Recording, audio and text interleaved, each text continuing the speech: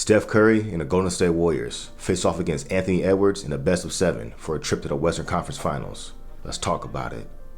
What's good, y'all? So we got this series preview against the Minnesota Timberwolves to get into. First and foremost, we gotta talk about the schedule and the rest advantage. By the time you're watching this, Game 1 starts today, which means the Warriors only have one off day in between Game 7 and Game 1 of the second round. Meanwhile, Minnesota's have 4 days of rest. And on top of that, through Games 1 through 5 of this series, there's only going to be one off day of rest in between games. In the case of a possible Game 6, they will have a 3-day rest between Game 5 and Game 6. And after that, if it gets to 7 games, it's one off day of rest and it's back at it. So obviously, the schedule favors the younger, more well-rested Timberwolves. But hey, that's the Warriors' fault for not taking care of business against the Houston Rockets. They had an opportunity to close the series out in Game 5 up 3-1, and they blew it. And then they smoked Game 6 too. They have no one to blame but themselves. It is what it is. No one's going to feel sorry for the Warriors, especially the Timberwolves. So now that that's out of the way, let's get into some key stats between these teams. First and foremost, the Warriors won the season series against the Minnesota Timberwolves 3-1. It is important to note that the Warriors did not have Jimmy Butler for any of these matchups. So we actually haven't seen the current iterations of both these teams face off, which means the regular season outcomes, I wouldn't put too much weight into that. But the things we can't take away from those matchups is the fact that the Timberwolves have no one to guard Steph Curry. Steph averaged 29 points per game on 65% true shooting. They're going to try Jaden McDaniels, who's their go-to wing defender, and it's not going to work. McDaniels is a solid defender, one could say even elite, but compared to a Min Thompson, backed by the Houston Rockets' elite defense, Jaden McDaniels is going to be light work. McDaniels has a length and lateral quickness that you think should bother Steph defensively, but when you actually watch him guard Steph, that's not the case. And he's nowhere near as good as a Min Thompson at staying attached off of screens. Even though his 6'10 length is great for contests, his bigger frame means he's not as good as getting through screens. There's no chance he'll be able to stay attached to Steph off ball, let alone on ball. I think that's a huge advantage Steph and the Warriors. Steph is going to have a lot more breathing room offensively to operate. As Steph said in his post-game presser after Game 7,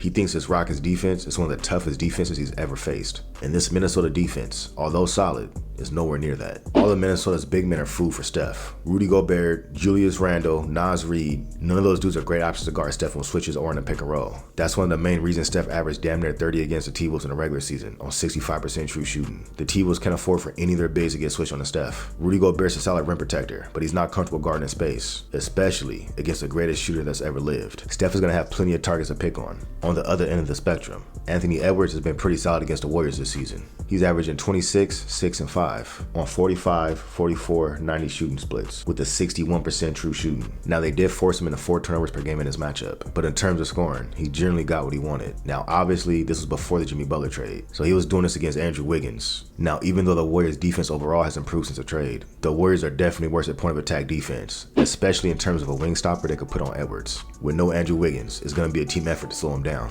I think Edwards is going to get his offensively regardless. He's going to take enough shots to put points up for sure. But circling back to his 4 turnovers per game he averaged against the Warriors in the regular season. With Jimmy Butler in the mix, the Warriors backline defense is a lot smarter, and this swarming Golden State defense, led by Draymond Green, might be able to force Anthony Edwards into a few extra turnovers. As I said before, I think Edwards is going to get his offensively regardless, but the key is can the Warriors take away his playmaking. The Warriors' point of attack defense is worse, but their defensive ecosystem overall, with how smart they are defensively in the backline with Jimmy Butler in the mix, I think the Warriors can give Anthony Edwards some problems. With Anthony Edwards being a vastly improved 3-point shooter, the Warriors might prefer to run him off the line and have him try to finish over Draymond Green, where Anthony Edwards isn't the most efficient finisher at the rim. And if this series comes down to whether Ant can finish over Draymond consistently over the course of a 7-game series, I like the Warriors' chances. And going for 40 every game as a volume scorer ain't gonna kill you. But what will kill you is when he's scoring and he's getting his teammates involved as a playmaker. I don't think the Warriors can completely shut Ant's water off offensively, so they gotta take away his playmaking. And this Warriors defense is way more well equipped than the Lakers were to do that.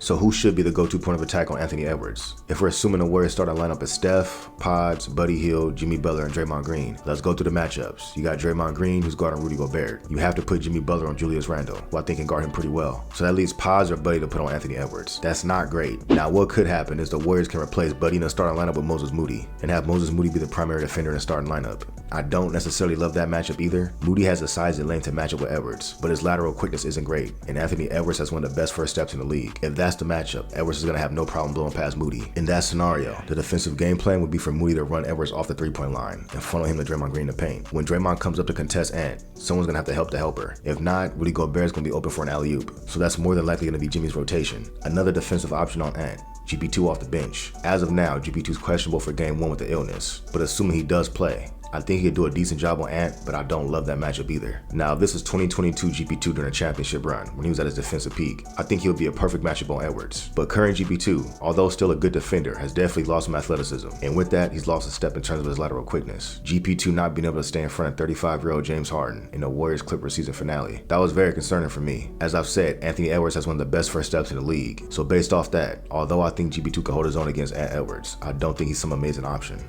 And let's just assume GP2 is the best option on Anthony Edwards. You can't play GP2 heavy minutes. Edwards is going to play anywhere from 40 to 45 minutes this series. So there's no way you can match up GP2 with him the whole game. It's going to have to be a team effort by the Warriors defensively. Here's a few more stats for you. This is a few key Minnesota role players 3-point shoot in the regular season versus the playoffs so far. Naz Reid shot 38% from 3 in the regular season. He's up to 50% in the playoffs so far. Julius Randle up from 34% in the regular season to 39% in the playoffs. Jaden McDaniels up from 33% in the regular season to 38% in the playoffs. As you can see, these guys are very capable 3-point shooters. They've been shooting the hell out of the ball when given an opportunity. So if you can't take away Ant's playmaking, the others for Minnesota are going to kill you. Although those 3-point shooting stats are good, this ain't the Lakers defense no more. This is the Warriors defense they're going up against. Those percentages should come down against an elite defense like the Warriors. Because we know, after the Lakers traded away AD, they're a lick defensively. They had nothing for Ant, no point of attack or rim protection. The Warriors, on the other hand, have the best defender of this generation in Draymond Green. Here's another stat for you. Minnesota scored less efficiently in the half court against the Lakers than the Houston Rockets did against a better Golden State defense. We all saw how much the Rockets struggled to score against the Warriors half-court defense. Think about that. Now consider the fact that the Timberwolves had an even harder time scoring against the Lakers half-court defense. That raises the question, will the Timberwolves be able to score against the Warriors half-court defense? I don't think so, as long as the Warriors don't turn the ball over and fuel Minnesota's fast break offense. If they're able to keep Minnesota in the half-court,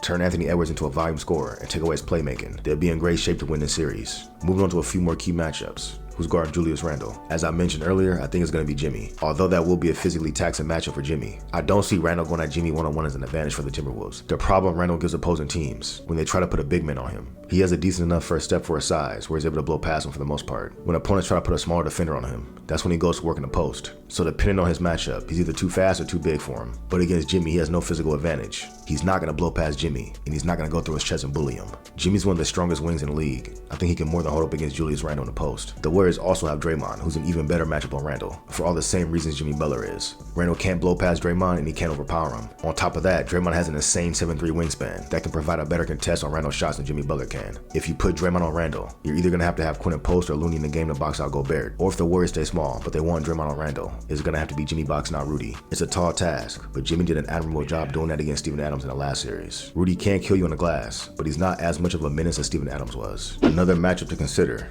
is Naz Reid. I'm not going to lie, I'm definitely worried about the Naz Reid matchup. The Warriors don't really have a good answer for him. He's such a unique player as a 6'10" stretch big that can also put the ball on the floor, attack closeouts, and do damage getting to the rim. He also has a little bit of a handle. He's a pretty talented player that seemingly turns into KD every time he plays the Warriors. I swear every time Naz Reid goes up for a shot, it feels like he can't miss. But according to the stats, the Warriors have done a decent job keeping him in check this season. In his 4 games this season against the Warriors, Naz Reid is averaging 12.5 points per game on 43% shooting from the field and 36% from 3, with the 55% true shooting. But he's a player that's very capable of getting hot, and if his shot's going down, he presents a very big matchup problem for the Warriors, because I don't trust any of the Warriors bigs outside of Draymond to guard him. Quinn and post will be food. Maybe Looney can stay with him a little bit, but I don't like that matchup. Guy Santos might be a defensive option if he can sniff the court. So before I say my predictions for the series, let's see what the media thinks. Omar Raha has the Timberwolves in 7. Jamal Collier has the Timberwolves in 6. George Sedano, Wolves in 7. Chris Herring, Wolves in 7. Dave McMenamin, Wolves in 7. Kevin Pelton, Wolves in 7.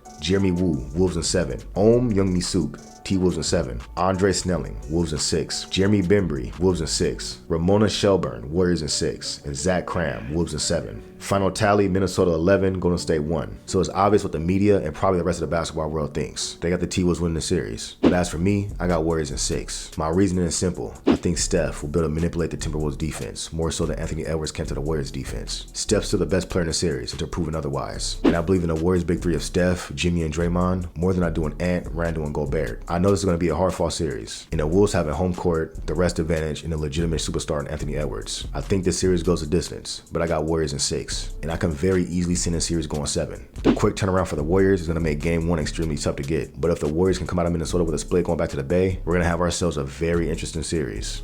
Anyways, that's all I got for y'all. If I entertained you or you learned something new, do me a favor. Hit that subscribe button. Let me know in the comment section who you got and in how many games. I'll holler at you on the next one. Peace.